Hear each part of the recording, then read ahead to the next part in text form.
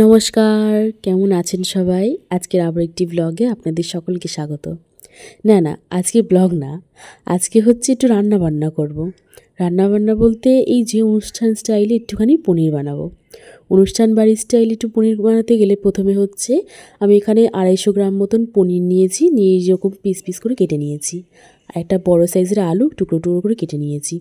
আর এখানে বাটা মশলার মধ্যে টুকরো করে কাটা একটা টমেটো নিয়েছি, আদা, রসুন, গোটা গরম মশলা, কাঁচা পাকা লঙ্কা আর পেঁয়াজ নিয়েছি, নিয়ে বেটে নিয়েছি মিক্সার বোলেতে। আর লাস্টে একটুখানি জিরের গুঁড়ো দিয়েছি 2 চামচ দিয়েছি, দিয়ে ভালো করে মিশিয়ে নিয়েছি।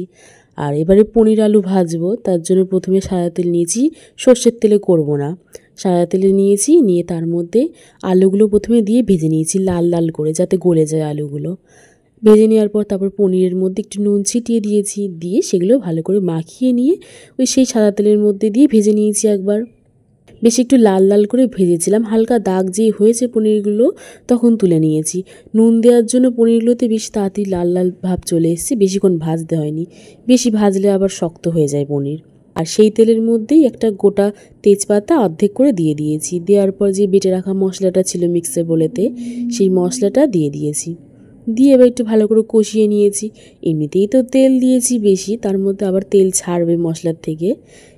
যে একটু কষানো হয়ে গেছে, ফুটছে মশলাটা, তখন একটু হলুদ গুঁড়ো দিয়েছি তার মধ্যে, আর একটু সামান্য চিনি দিয়েছি। চিনি দিলে কী হয়, তরকারির স্বাদটা পুরো অন্যরকম হয়ে যায়। আমার ভালো লাগে চিনি দিলে তরকারিতে। আর একটু কালারের জন্য কাশ্মীরি লঙ্কার গুঁড়ো দিয়েছি। ঝাল লঙ্কা দিলাম না, কারণ কাঁচা লঙ্কা দিয়েছিলাম তো বাটার সময়, ওই জন্য। আর টেস্টের জন্য, গ্রেভির জন্য, দুটোর জন্যই একটু টক দই ব্যবহার করছি আমি। পনিরেতে টক দই ভীষণ ভালো লাগে আমার খেতে। টক দইটা ভালো করে ফেটিয়ে সেই গ্রেভির মধ্যে দিয়ে দিলাম। গ্যাসটা কিন্তু কমিয়ে রেখেছি, বাড়িয়ে রাখবেন না আবার। যেই গ্রেভিটা একটু ফুটে উঠেছে, তখন যে ভেজে রাখা আলুগুলো ছিল সেগুলো প্রথমে দিয়েছি, দিয়ে ভালো করে নেড়ে নিয়েছি। নেওয়ার পর এবার লাস্টের দিকে পনিরটা দিয়েছি, দিয়ে সামান্য হালকা হাতে নেড়ে নিয়েছি, কারণ পনির আবার ঘেটে যাওয়ার ভয় আছে। যেই হয়ে গেছে, নামানোর আগে 2 চামচ বাটার দিয়েছি এর মধ্যে। আমার পনিরেতে না বাটারটা খেতে খুব ভালো লাগে। ব্যাস, যেই ফুটে গেছে নামিয়ে নিয়েছি।